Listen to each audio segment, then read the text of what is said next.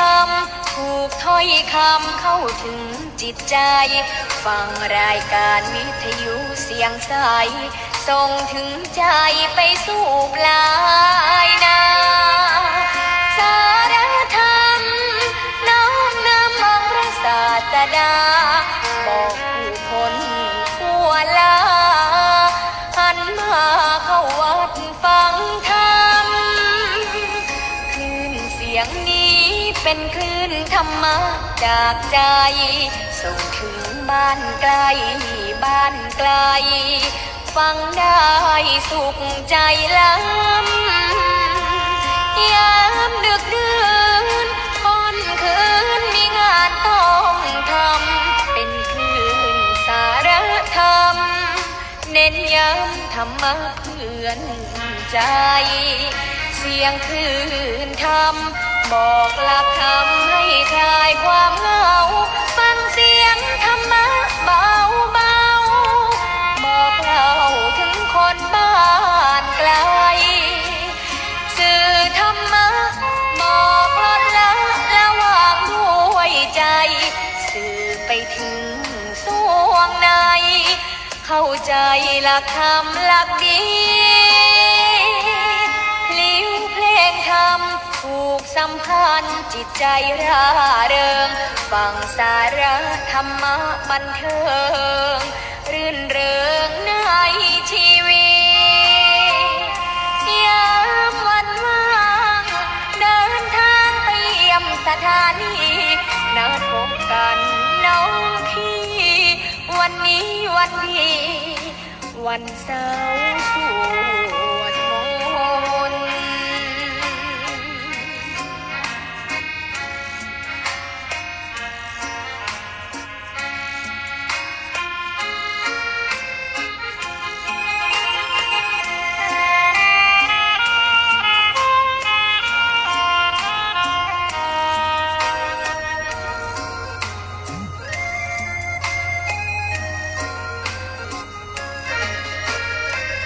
เสียงคลื่นธรรมบอกหลักธรรมให้คลายความเหงาฟังเสียงธรรมะเบาเบาบอกเล่าถึงคนบ้านไกลสื่อธรรมะบอกลดละวางด้วยใจสื่อไปถึงสวงในเข้าใจ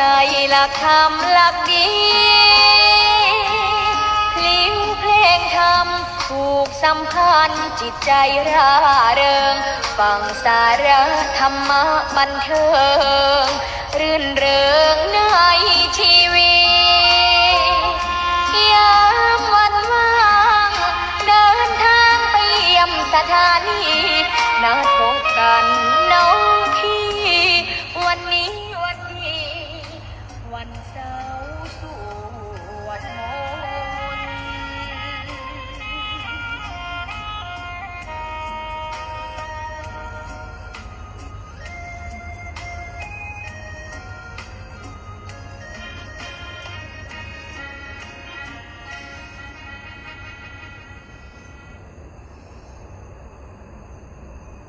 แว่นอ่านหนังสือไม่ต้องใช้เลนส์ที่มี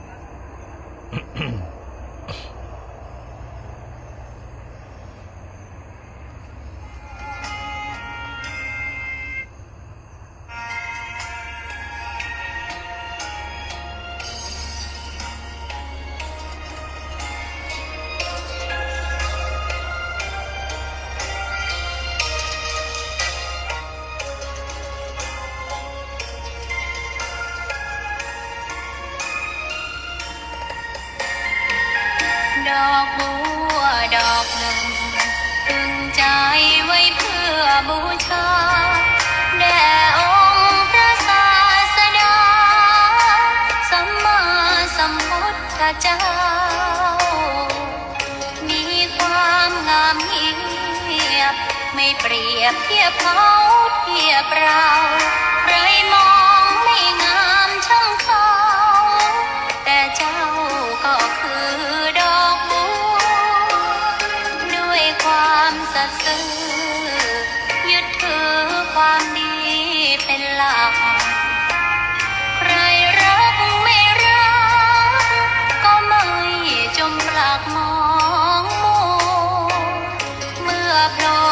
นน้ำก็เห็นความงามในตัว ไม่ยึดติดในตมชั่ว ขอเป็นดอกบัวดอกเดียวใครไม่มองว่าบัวงามเด่น แต่บัวก็เป็นดอกบัวทุกวันอย่างนี้ ไม่อยากเด่นดัง แต่มุ่งหวังในทางเด่นดี เกิดมาเพื่อสร้างบารมี ถวายชีพนี้บูชา ดอกบัวดอกน้อยเฝ้าคอยคนที่ใจบุญ มาโอบเอื้อเกื้อกูล รู้ค่าของบุญเก็บบัวขึ้นมา เพื่อสร้างความดี และเสริมบารมีดังว่า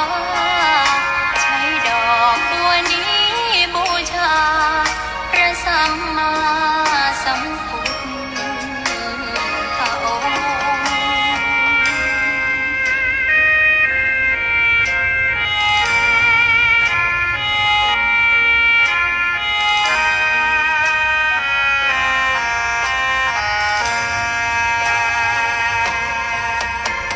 ใครไม่มองว่าบัวงามเด่น แต่บัวก็เป็นดอกบัวทุกวันอย่างนี้ ไม่อยากเด่นดัง แต่มุ่งหวังในทางเด่นดี เกิดมาเพื่อสร้างบารมี ถวายชีพนี้บูชา ดอกบัวดอกน้อยเฝ้าคอยคนที่ใจบุญ มาโอบเอื้อเกื้อกูล รู้ค่าของบุญเก็บบัวขึ้นมา เพื่อสร้างความดี และเสริมบารมีดังว่า ใช้ดอกบัวนี้บูชา พระสัมมาสัมพุทธองค์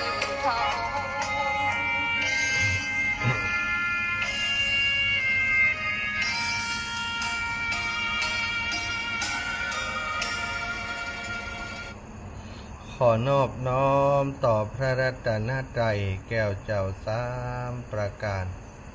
น้อมเอาคุณพระพุทธเจ้า คุณพระธรรมเจ้า คุณพระสังฆเจ้า คุณพระอรหันตเจ้าอาริยสงฆ์เจ้าจุตนจุองค์ ได้เมตตาแผ่ปรมีมาเป็นนวโลกุตรธรรม ปกเกล่าเกษาปกผมหักษาครูบาอาจารย์ พระมหาเถระ พระเถรานุเถระเพื่อนสหธรรมิกสหพรหมจารีทุกรูปทุกองค์ปกผมหักษาศรัทธาสาธุชนคนดีเท่าแก่อีพ่ออีแม่ตั้งหลายทุกท่านทุกคนที่ติดตามรับฟังรายการสารธรรมยามค่ำตั้งสถานีวิทยุเพื่อการศึกษาวิทยาลัยสงฆ์นครลำปางซึ่งออกอากาศจากวัดบุญญาวาสวิหารพระอารามหลวงโดยเมตตาบารมีของหลวงพ่อท่านพระครูอนุสาสวรธรรมเจ้าคณะอำเภอเมืองลำปางสมปานเจ้าอาวาสวัดบุญญาวาสวิหารพระอารามหลวงและทีมงานสถานีวิทยุซึ่งประกอบไปด้วยท่านดร.จิรศักดิ์ปันลำน้องแอมพัชริยาฟองจันตาน้องนัทสถาพรสุตาคำร่วมโดยช่วยกันดูแลสถานีเนอะเจริญปอนโยมแม่ว่ายังไงเอ่ยจ้า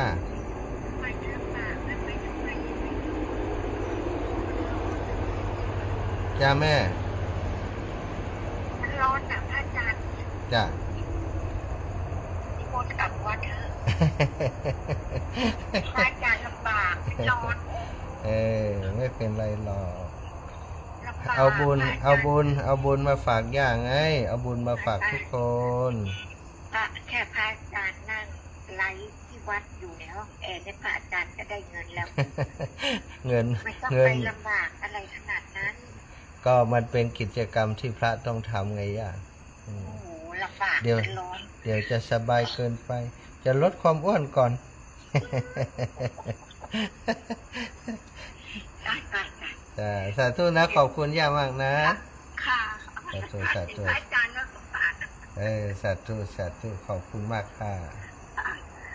ค่ะพระอาจารย์ค่ะนิมนต์กลับวัด มีคนนิมนต์กลับวัดแล้วญาติโยมว่ายังไงบ้างนะโยมแม่ย่าสาลีทองสอนอยู่ที่บ้านอยู่ที่บ้านสันติภาพนะโยมแม่ก็เป็นโยมอุปถัมภ์ ที่วัดบรรพตสถิตใส่บาตรทุกวันสตา มาถ้าจะหันตั้งไร้สด ถ้ามาหันเดินตอนห้อนๆจะไม่ให้เนาะเดินคนเดียวอาตมาภาพบ่ได้มีทีมงาน หลายคนถามว่าท่านอาจารย์ไปต้อยไผ่พ่องอีนะก็มาคนเดียวสายเดียว อยู่คนเดียวเดินคนเดียวเดินกับเงากับธงเนอะจะทางมีธงเป็นเปื้อนมีธงธรรมจักรเป็นเปื้อนไปที่ไหนก็มีธงอยู่โดยมีคนอยู่มีธงอยู่เนาะถ้าบ่มีธงคนก็บ่อยู่ ธงธรรมจักรใจเป็นธงสัญลักษณ์เป็นธงศักดิ์สิทธิ์ในการเดินธุดงค์ทุกครั้งสถานธงผืนที่เอามาโดยนี่ก็ครั้งก่อนก็ใจผืนนี่เนาะบางผืนก็ขาดไปแล้วสถาน อันนี้ผืนนี้ยังใจได้อยู่ ถึงจะเก่าไปหน่อยก็ใจได้อยู่ธงมีความปลอดภัยหลายอย่างหนึ่งเป็นสิ่งที่เป็นสัญลักษณ์เป็นตัวแทนของการเผยแพร่พระพุทธศาสนาเนาะการเดินธรรมยาตราเพื่อการศึกษาในครั้งนี้เอาพระรัตนตรัยแก้วเจ้าเป็นสรณะที่พึ่งนะเอาศรัทธาก่อนจะอู้จาเรื่องอื่นไหว้พระสวดมนต์ก่อนนะเดี๋ยวเปิ่นทวงมา กราบพระพร้อมกันกราบหนึ่งพุทโธเมนาโถกราบสองธัมโมเมนาโถกราบสามสังโฆเมนาโถ อิมินาสการะนาพุทธังอภิปูชยามิอิมินาสการะนาธัมมังอภิปูชยามิอิมินาสการะนาสังฆังอภิปูชยามิอะระหังสัมมาสัมพุทโธภะคะวาพุทธังภะคะวันตังอภิวาเทมิส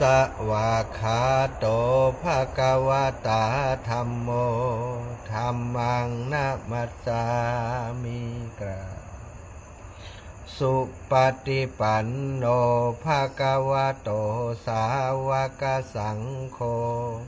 สังฆังนะมามิกราบนะโมตัสสะภะคะวะโตอะระหะโตสัมมาสัมพุทธัสสะนะโมตัสสะภะคะวะโตอะระหะโตสัมมาสัมพุทธัสสะนะโมตัสสะภะคะวะโตอะระหะโตสัมมาสัมพุทธัสสะพุทธังสารนังกัจฉามิธัมมังสารนังกัจฉามิสังฆังสารนังกัจฉามิตุติยัมปิพุทธังสารนังกัจฉามิตุติยัมปิธัมมังสารนังกัจฉามิตุติยัมปิสังฆังสารนังกัจฉามิตติยัมปิพุทธังสารนังกัจฉามิ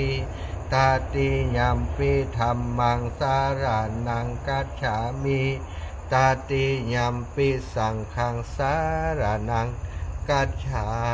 มิ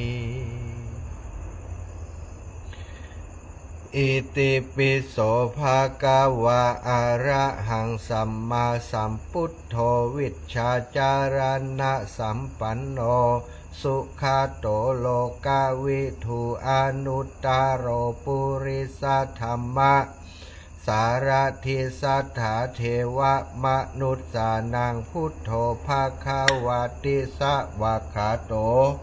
ภาคาวาตาธัมโมสันทิฏฐิโกอากาลิโกเอหิ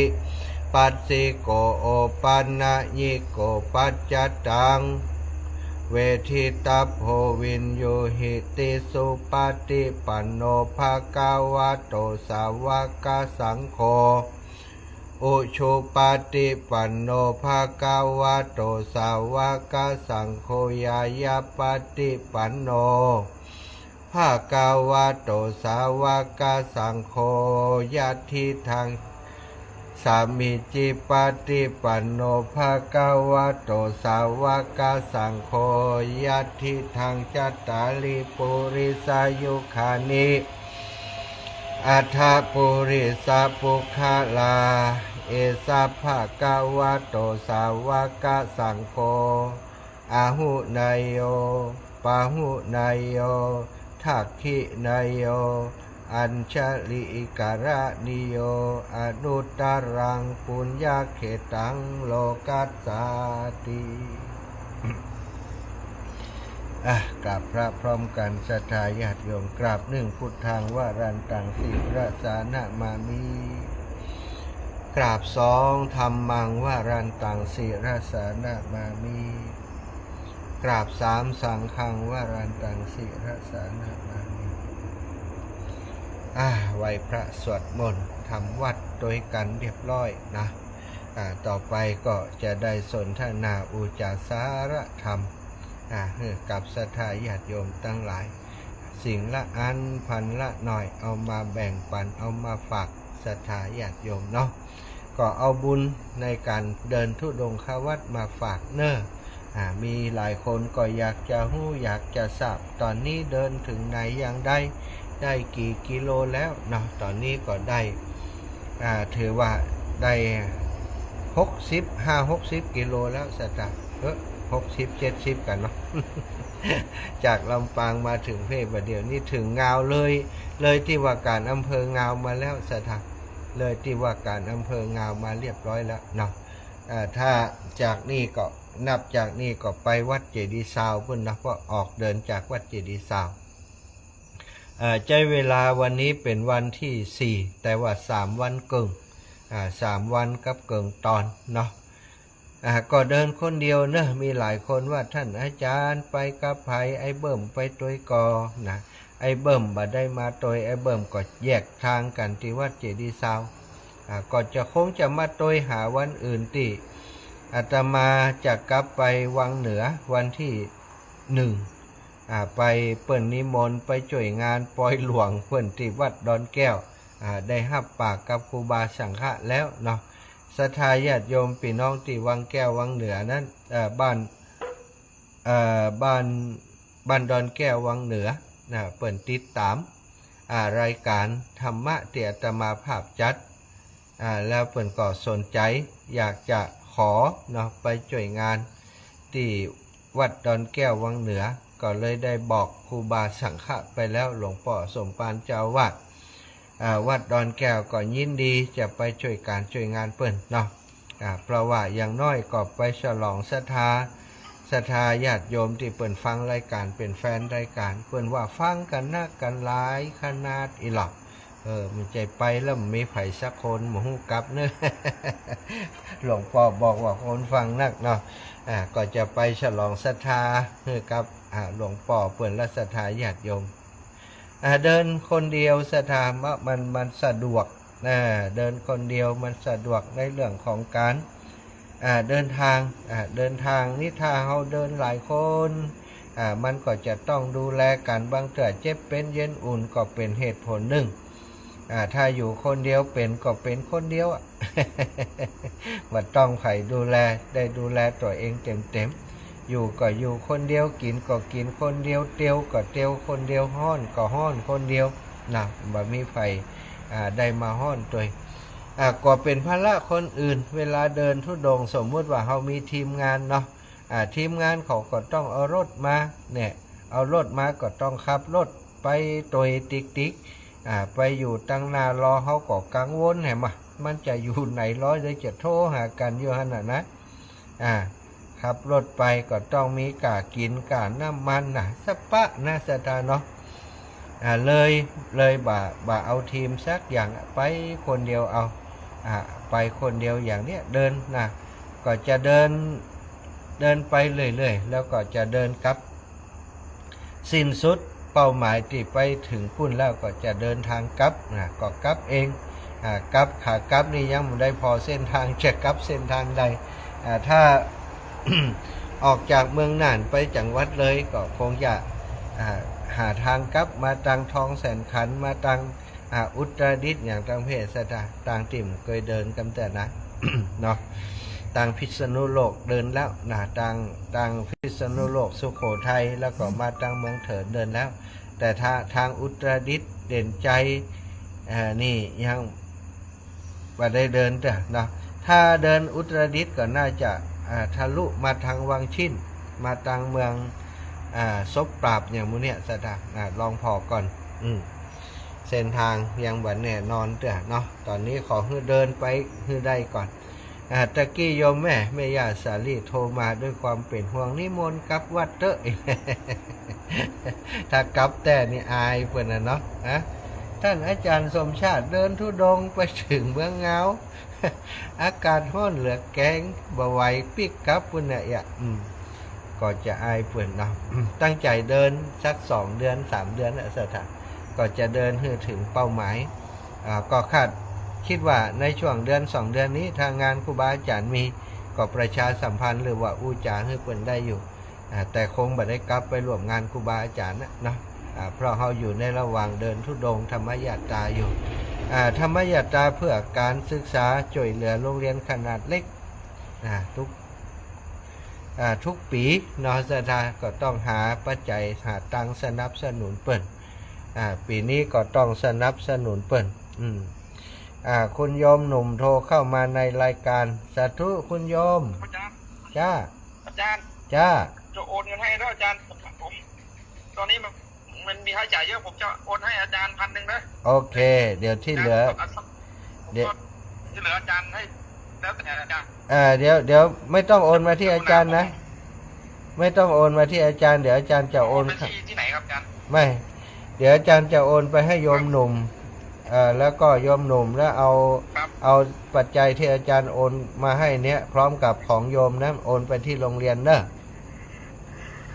โอนไปที่โรงเรียนเลขบัญชีโรงเรียนมีแล้วเนาะอาจารย์ส่งไปให้แล้วนะมันมีเลขบัญชีก็มี QR code ก็มี QR code ก็ได้นี่เนาะจะเป็นของโรงเรียนทุ่งโป่งใช่ไหมใช่ผมจะโอนให้อาจารย์ 1,000 บาทไม่ต้องเข้าบัญชีโรงเรียนไม่ต้องโอนมาที่ไม่จะได้สบายใจไม่ใช่ไม่ต้องโอนมาที่อาจารย์เพราะว่าเดี๋ยวตอนที่โยมโอนไปโรงเรียนก็ส่งสลิปให้อาจารย์ก็พอไม่ต้องโอนมามันจะโอนไปโอนมาเพราะอาจารย์ต้องโอนไปหาเราอยู่แล้วไงครับได้ผมจะโอนทันทีนะอาจารย์นะผมมีตัวตนเดี๋ยวเอาบัตรประชาชนให้อาจารย์เข้าใจไหมไม่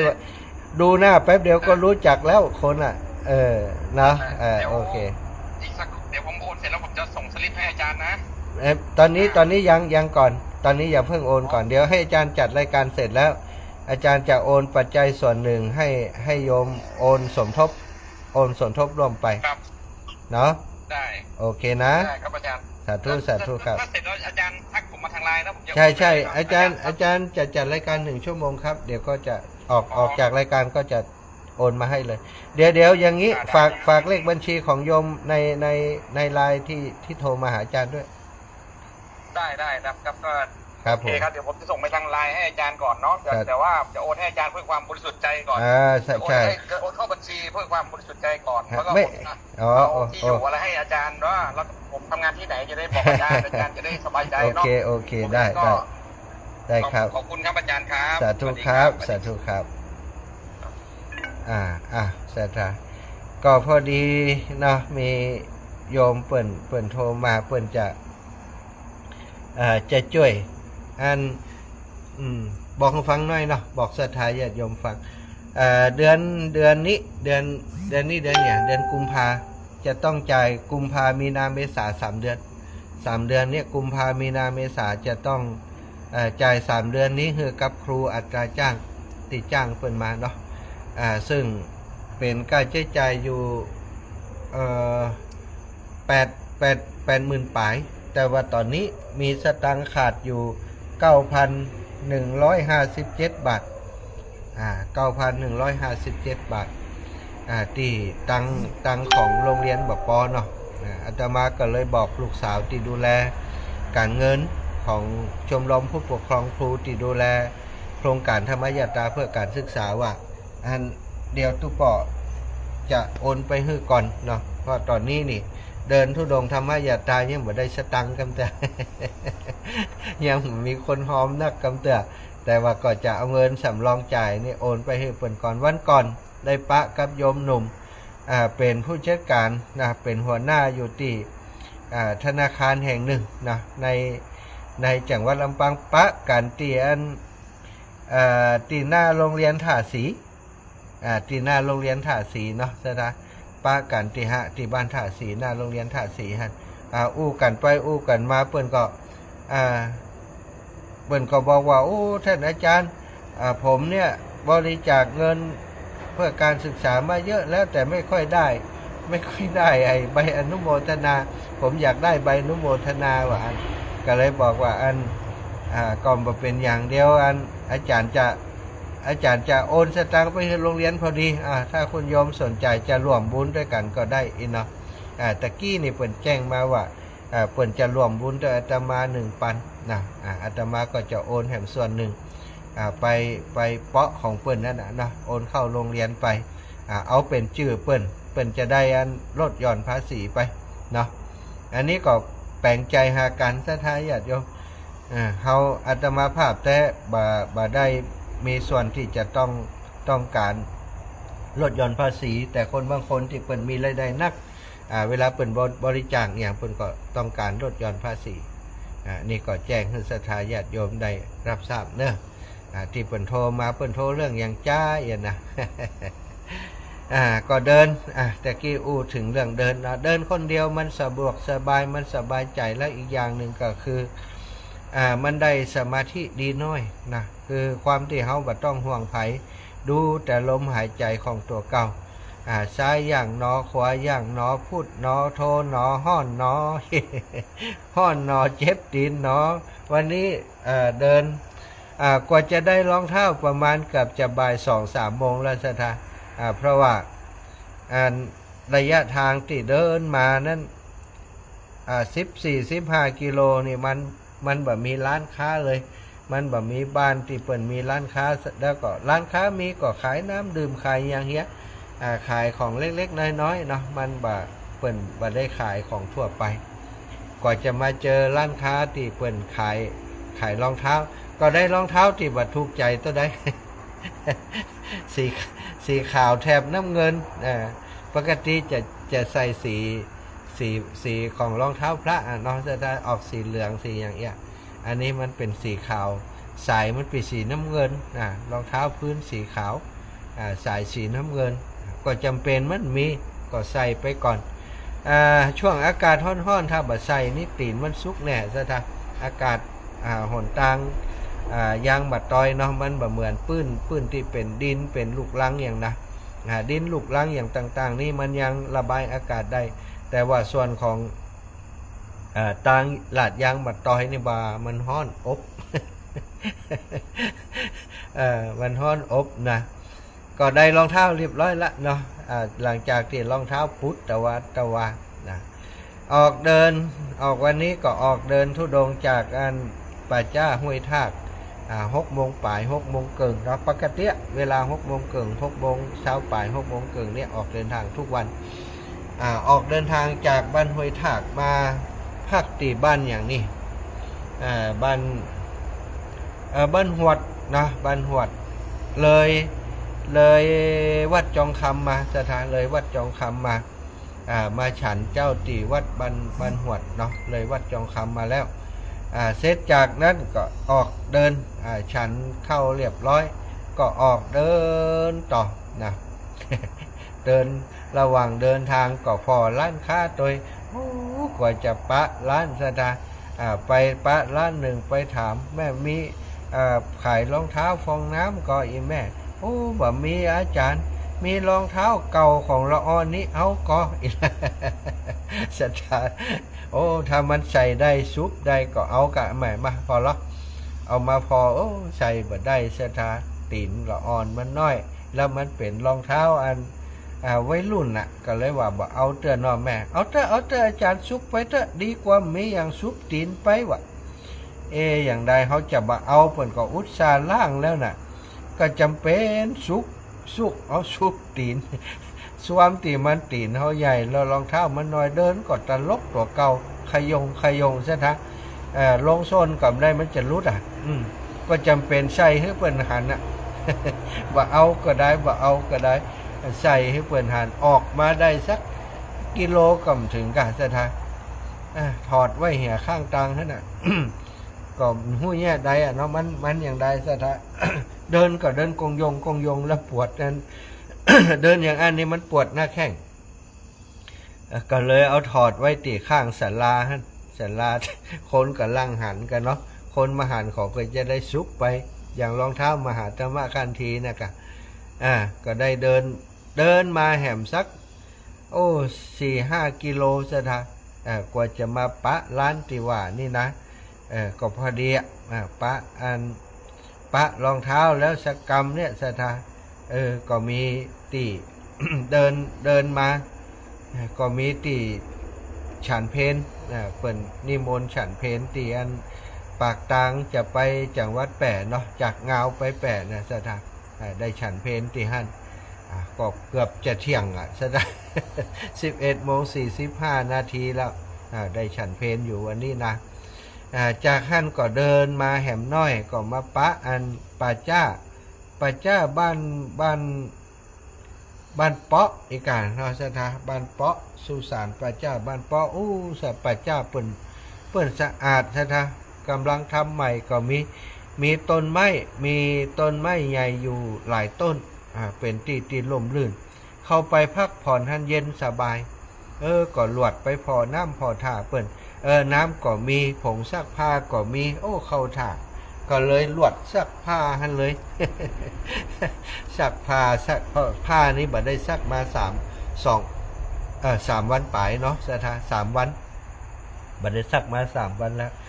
ขี้เกือเวลาเหงื่อมันออกเหงื่อออกแล้วก็เขาเอาตากย่างไว้นี่มันจะเป็นสีขาวๆเป็นห้องว่าขี้เกือเนาะขี้เกือขึ้นลายโตเตหมดแล้วก็จับพอดีวันนี้พักตอนเที่ยงก็เลยลวดซักผ้าตากผ้าเป็นที่เรียบร้อยนวดแข้งนวดขาเรียบร้อยผ้าแห้งแล้วกาประมาณบ่าย 2 โมงเนาะจะได้บ่าย 2 โมงก็ได้ออกเดินต่อวันนี้ถือว่าพักเมินหน่อยจุติสุสานป่าจ้าบ้านเปาะนะพักเมินหน่อยเนื่องจากว่ารอให้ผ้าแห้งแล้วก็ออกเดินต่อจับพอดีว่าช่วงที่ออกเดินต่อนั้นบดมืดหน่อยบอกปอห้อนต่อได้แต่ว่าใกล้จะข้ามก่อห้อนแหมหลอบหนึ่งซะทางก็เดินทางมาเรื่อยๆที่แรกโยมแม่ครูอาลีพันธ์บอกว่าพักอยู่ก่อนจะสะพานที่1ใกล้ศูนย์อิซุซุตุลุกอันสุสานป่าจ้าเปิ่นท่านนี่สะอาดดีมีวัดอยู่ใกล้หันวัดหนึ่งชื่อวัดอย่างบ่ฮู้ซะทางก็เดินทางมาถึงตอนนั้นพอดีก็พอ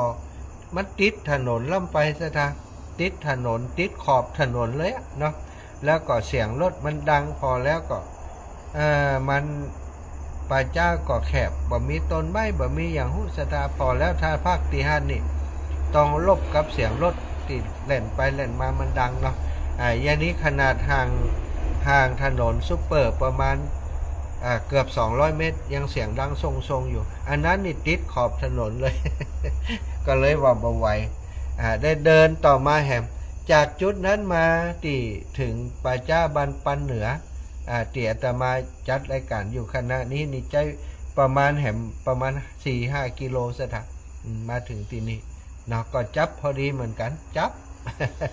มาถึงนี่17 นาฬิกา17 นาฬิกา10 นาที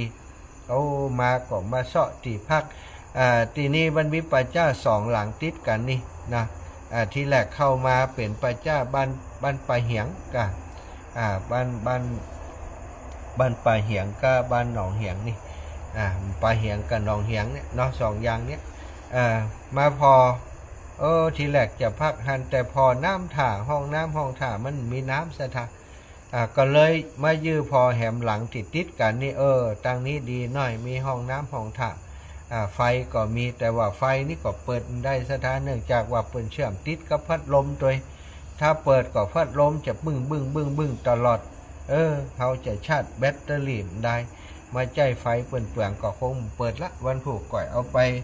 ชาร์จระหว่างทางเอาภาคไหนก็ชาร์จทันเอาเนาะบางอันก็จะเปลืองไฟเปิ้นพัดลมเป็นเช้าตัว เปิ้นเป็นอันความจริงเปิ้นก็แยกไว้จะดีแต่ที่นี้เนาะหันยังตั้งฝั่งอันที่ไปเหียงตะกี้เนี่ยเขามาลักลื้อสายไฟเปิ้นไปใจหมดลักลื้อสายไฟเตะสายไฟเปิ้นหมดอันนี้ก็เหมือนกันเนาะตรงนี้ก็เปิ้นก็เลยต่อตรงเอาน่ะขึ้นคัดเอาทีเดียวก็คุมหมดก็เขาจะมาชาร์จแบตหน่อยเดียวถ้าขึ้นคัดเอาพัดลมอดก็จะเปลืองไฟเปิ่นสรุปแล้ววันนี้ก็คงได้ใจไฟของเปิ่นสถานไฟติดใจนี่ก็คือไฟติดชาร์จไว้เนาะมีไฟซึ่งติดอันขาตั้งโทรศัพท์มาตัวก็เลยได้หันหน้ากันไลฟ์สดนี่ได้หันหน้าหันตากันอยู่เนาะถ้าไลฟ์สดสุ่มมืดมันก็จะดูน่ากลัวล้ำไปกันเนาะ นี่ก็มาถึงวันนี้มาถึงบ้านปันเหนือวันพรุ่งนี้ก็จะเดินต่อไปก่อนน่าจะถึงพะเยาพอแล้วน่าจะถึงแถวบริเวณใกล้ๆมอพะเยาสถานก็จะเช็คระยะทางก็จะออกแต่เจ้าเหมือนกันจะแวะบิณฑบาตไปเลยแล้วก็จะแวะฉันเจ้าตีบ้านของโยมแม่ครูอารีพันธ์ศรีวิริยะไมยเป็นอยู่บ้านปันเหนือก็คงจะจับเวลาพอดีบิณฑบาตไปถึงหันก็ฉันเจ้าหันแล้วก็จะออกเดินทางต่อไปยังจังหวัดพะเยาต่อไปพะเยาก็เป้าหมายจะแวะไปที่บ้านห้วยบงไปพอที่เปิ่นแปลงวิหารบ้านห้วยบงถึงไหนแล้วนะก็จะไปพักที่ปัจจ้าบ้านห้วยบงโยมปอเนตรธรรมขันธ์เป็นญาติโยมติดตามรายการอยู่ที่ห้วยบงตะกี้ก็โทรมาท่านอาจารย์ถึงไหนแล้วอีหล่ะถึงบ้านปันไตแล้วอีป้ออีเนาะโยมปอก็เป็นห่วงอยู่ตั้งพุ่นอยู่ก็แฮมประมาณ2 วันจะถึงปอเนตรเนอะศรัทธาญาติโยมวันนี้ได้หันต้นไม้2-3 ต้นก็มานึกถึงว่าอันเข้ามาอยู่ติปัจจ้าติพักอยู่บ่เดียวก็หันต้นไม้งามศรัทธาเปิ้นว่าต้นไม้งามนี่จะมีลูกค้าเทวดาอาศัยอยู่ลูกค้าเทวดาก็คือคนอดีตก่อนสมัยเก่าเปิ้นเป็นมนุษย์เป็นคนเปิ้นสร้างบุญสร้างกุศลไว้ได้เท่าฮือตานรักษาศีลปฏิบัติดีก็เลยได้มาเป็นลูกค้าเทวดาในสมัยพุทธกาลมีเรื่องเล่าถึงลูกค้าเทวดาหลายครั้งนะท่านลูกค้าเทวดาตนแรกตนที่อาตมาจังอู้ถึงบ่อยก็คือตนที่อดีตเมื่อตอนที่เป็นมนุษย์เนี่ยเป็นลูกจ้างเป็นคนไถนาคือท่านอนาถบิณฑิกาเศรษฐีพอไปอยู่กับอนาถบิณฑิกาเศรษฐีนี่บ้านของอนาถนี่เปิ้นจะรักษาอุโบสถศีลตัวเตอันนายคนนี้ก็ไปอยู่หันยังบอกฮู้กฎระเบียบดีเด้อแจ้งว่าเจ้าก็ไปทำงานค่ำก็กลับมากินข้าวกินปลากับคนงานทั้งหลายแจ้งว่าเจ้าก็ไปทำงานห่อข้าวตอนไปโดยกินเหี่ยบะแลงกลับมากินโดยคนงานทั้งหลายของท่านเศรษฐีแต่มีอยู่วันหนึ่งที่เปิ้นเข้าเปิ้นอุโบสถศีลมาแกบ่ฮู้เนาะแกบ่ฮู้แกก็ไปทำงานตามปกติแจ้งเจ้าก็ไปห่อข้าวแล้วก็ออกไปทำงานกินข้าวห่อข้าวไปออกไปทำงานบะแลงกลับมาดับปิงเขาเนี่ยอย่างเขาเนี่ยไม่เนี่ยกินยังกุเตะก็ถามหมู่นั่นก็ว่าท่านบ่ฮู้กะวันนี้เพิ่นบ่ เพื่อนนั้นบ่แยกการกันนะเพื่อนเข้าอุโบสถศีลกันอุโบสถศีลเนี่ยอย่างไรเพื่อนบ่กินข้าวแรงนะกะอธิบายให้ฟังอย่างนั้นโอ้แกได้ฟังแกก็อยากรักษาอุโบสถศีลด้วยเปิ้นก็ถามว่าถ้าผมจะรักษาได้ก็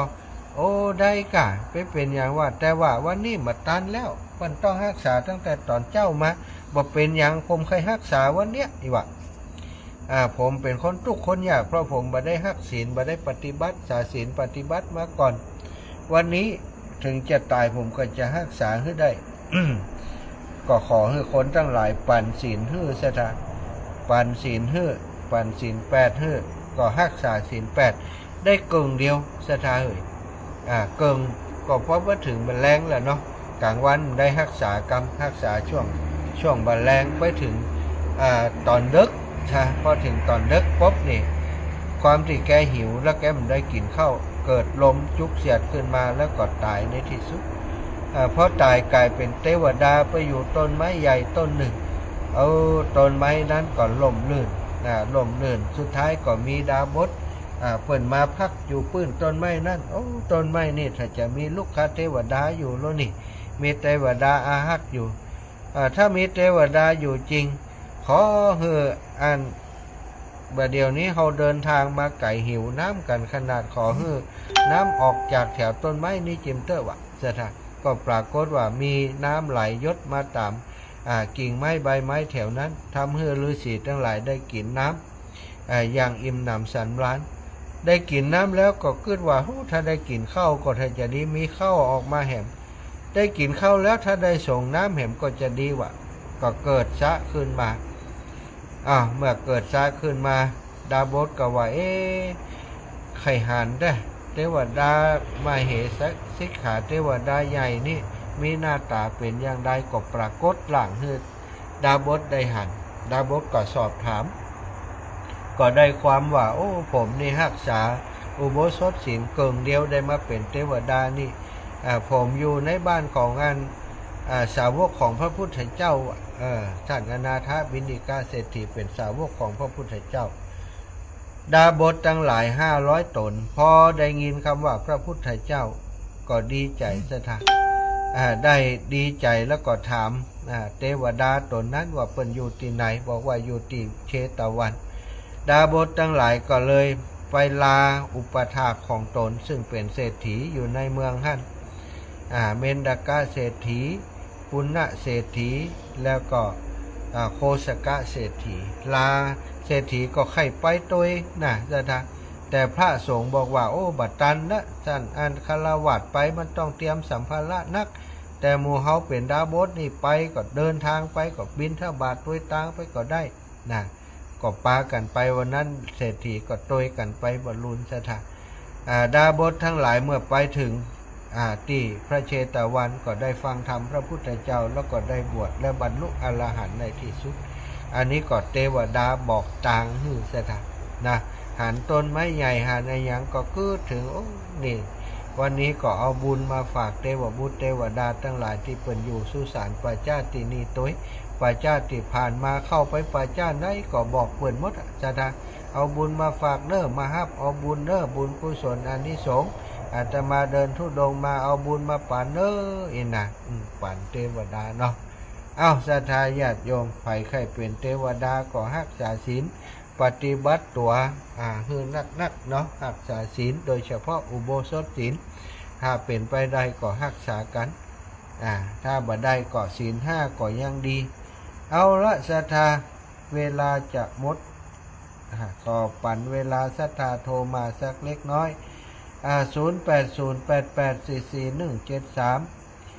ตะกี้ที่บ่ได้ฮับมีสายของแม่สุกแก้วสอนศรีนุสรศิลาพรศรีเตี้ยเนาะแล้วก็แม่ทองสุขใจยะวางโทรมาแหมไมเนอร์เจริญปอนแม่กาบแก้วไว้ซะเจ้าท่านอาจารย์จ้าโยมเมโหหาน้องเจมจะไปเงาก็มาไปยังอีแม่เอาเกิบไปสูงหันอาจารย์หน่อยเจมว่าจะได้ก็ภาษาลือมันก็ว่าฮัดดูแอาจารย์กินดูแต่มันไว้น่ะ เอาเกิดไปสู่คณาจารย์คือแม่หน่อยน้องไปวันนี้โอ้โห ไปแล้วแม่มีแล้ว เอาใจตั้งไหนคะเจมไปแม่แต่ซื้อฝากไปตัวหาคณาจารย์คือปะเนื้อเจมเด้อ ต้องห่วง เจ็บ เมื่อ ว่ะ แล้วคนก็มีขาย ได้กูที่แม่เอาไว้นะกับพุทธด้วยกันอ่ะ หมูนะกูนี่ไผ่ถวายหมูนี่บอกอดแต่ว่า แม่เนี่ย เฮ้ยโอ้ พุทธแบบนี้แล้วพร้อมสั่งดาวพร้อม ปืนเนี่ยมันซึกเดี๋ยวพอพุทธแล้ว สาธุเนอ แต่ตู้บุญรักษา สาธุ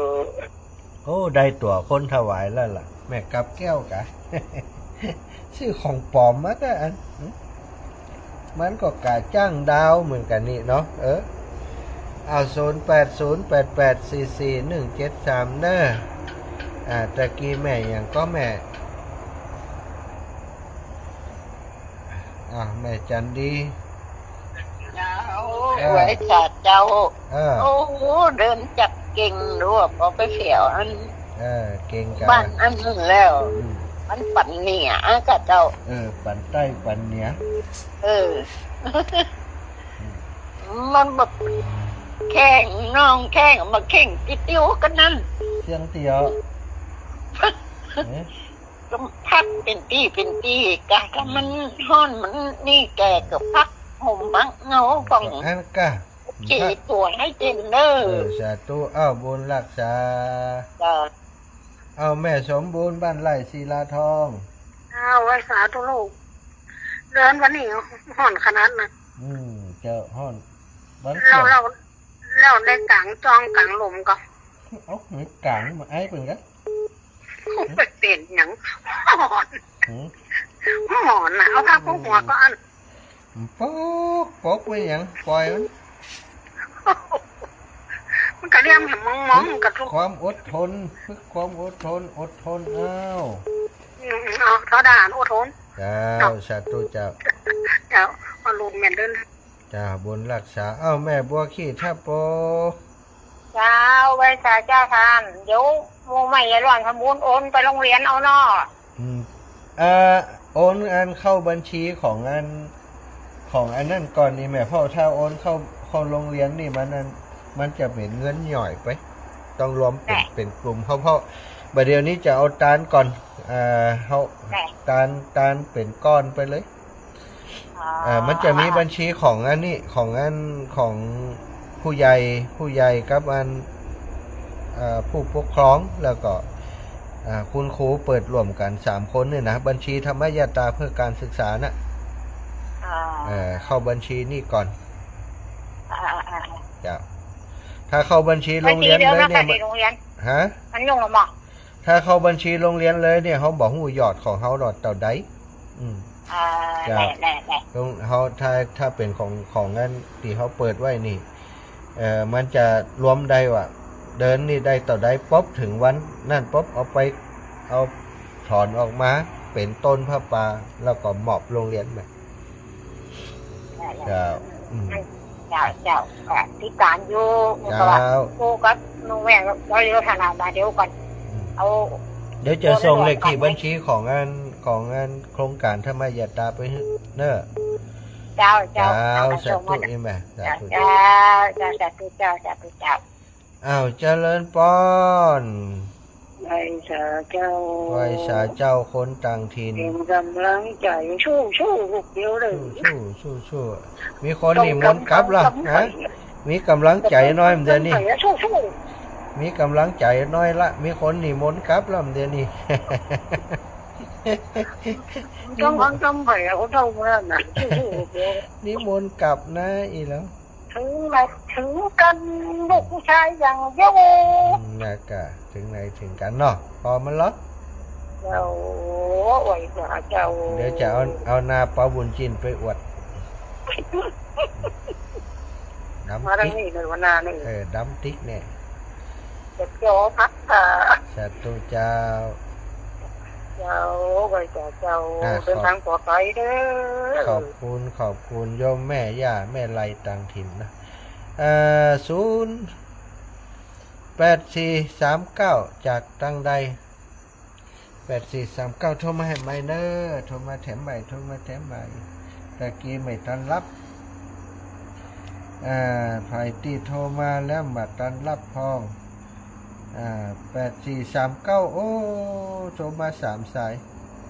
ถึงไหนแล้วครับถึงบ้านปันเหนือบ้านปันใต้ปัน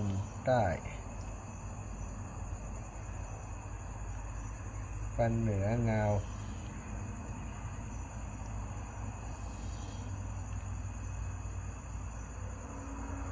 จะเลินพร8439ไม่จ่ายก้าวว่าจ๋า ไผนี่ จับเอา ไม่ แล้ว ทานก่อนดาว ฮะ ไม่ทานก่อนดาว อ๋อเม็ดทานบานฝ่อนจัตุ ดาวเดินของไปดีมาดีเด้อสุขภาพแข็งแรงตลอดเด้ โอ้ อ แข็งแรงแน่นอน ไม่ทานได้ยินแม่ชานี่เนาะ เม็ดทาจะให้ตัวเองให้ยัง ให้ตัวเองกันรู้ป่ะจ๋า เป็นงานเดินทุดงก็ธรรมดา ดาว เจ้าเดินเอาบุญมาฝากเนอะ ดาวสาธุพระจ๋า ได้บุญต่อได้เม็ดทาก็ได้ด้วยกันต่ออันเนอะ ดาว สา เป็น ธุ สมจิตกับพระจ๋าเด้อ สาธุ สาธุเจ้าอาจารย์เจ้า เจริญปอนแม่คำปาน สาธุเจ้าอาจารย์เป็นห่วงเด้อ แม่คำปันกาสอน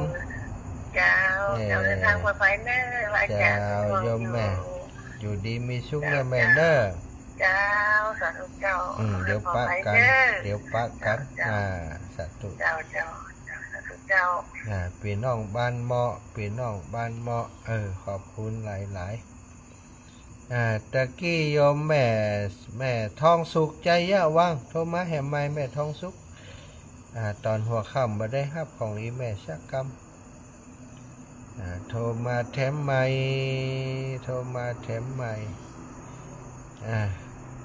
จะผอมเสียแล้วเนอเดินไกลๆมากๆเจ้าโอเคเจริญปอนแม่ปานีโยมแม่ปานี คนเดินมีความสุขจะตายเนาะ แม่ว่าแม่มันนี่แต่แม่ว่าตัวอาจารย์มีความสุข เจ้าสบายใจ สบายใจต้องได้ขึ้นอย่างนี้บุญก็ได้ มีความสุขจะตาย เจ้า ต้องมีความสุขอีกวันไปตลอดเด้อ เจ้าโยมแม่ เจ้า บุญหักษาเอาบุญมาฝากเนอะ เจ้า สาธุพี่น้องห้วยฮีนี่ก็ได้กำลังจากพี่น้องห้วยฮีนั่นน่ะเพิ่นใส่บาตรให้กินเพิ่นใส่บาตรให้ตลอดได้มีกำลังแรงใจปล่อยหลวงฉลองเสนาสนะและฉลองสัญญาบัตรพัดยศพระครูชั้นเอกพระครูรัตนกิติโสพลมาช่วยวัดบ้านเกิดครับพระอาจารย์ท่านอาจารย์วัดดอนแก้วเนอะที่อาตมาจะไปนะสถานเจริญปอนแม่ย่า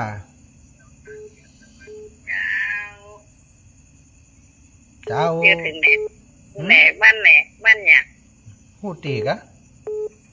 โอ้หันแจ้ง หูบอกอะถึงแม่เงา ใช่แต่ตอนพ่อลูกกับป้าไปเอวอิ่มได้พันได้มันได้เข้าได้ นิดเลยที่ว่าการอำเภอมาหน่อยไหม ใช่ฮะ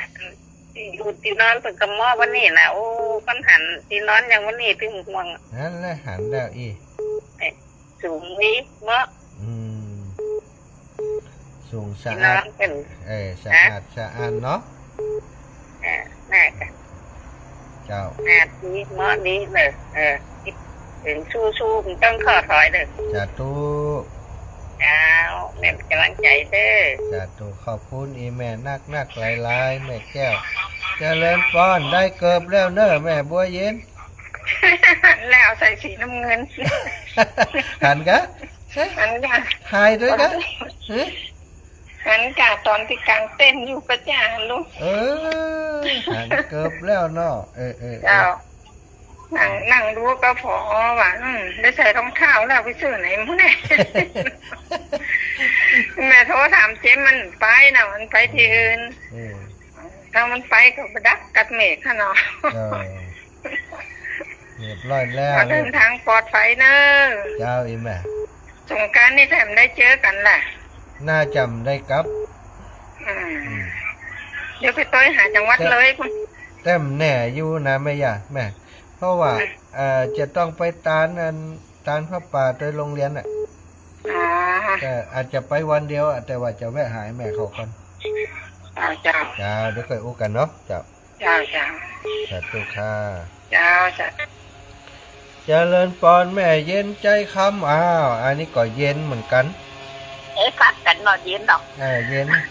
แต่กี้เย็นจันทบอันนี้เย็นใจคำลูกอันมหาเจ้าแม่พี่เปิ้ลนั้นไล่ชดใจจีเดนไล่แม่กับใครหันแต่ใครหันมาหาโอ้อีแม่ก็เปิดพอพระมหาสมชาติชาตปัญโยให้กันไปเปิดตั้งแต่แม่มีอย่างก็เสียโอ้อีแม่เฮือเราออนตั้งเฟซฮือเหียกันแหละตั้งเฟซตั้งเฟซจื่อพระมหาอยากพิมพ์เอาเองพิมพ์จื่อเขาน่ะมันจะขึ้นหอเลี่ยมหอเลี่ยมเบิ้งให้น่ะแม่น่ะพอคุณเท่าอะไรหาห่วงตัวแต่ว่าเจ้าจ้าตุเจ้าเนอะจ้าแม่บุญรักษานะแม่นะรักษานะอยากรักษาตัวรับเจ้าอย่าดื้อจ้าตุอ้าวศรัทธาญาติโยมเวลาหมดเวลาเนาะก่อนจะนำรายการจากลาศรัทธาญาติโยมก็ขออำนวยพรศรัทธาทุกคนทุกท่านอยู่ดีมีสุขอายุมันขวัญยืนมั่งมุนตุ่นเต้าเน้อหิปันมาหาปันได้ศรัทธาญาติโยมทั้งหลายจะเดินทางขึ้นเหนือล่องใต้ก็ขอให้ได้ปลอดภัยในทุกเส้นทางอภิวาทนาสีลิสานิจังอุทธาปจายโนจัตตารโอธรรมาวาทันติอายุวันโนสุขังพลังนิพพานังปะระมังสุขัง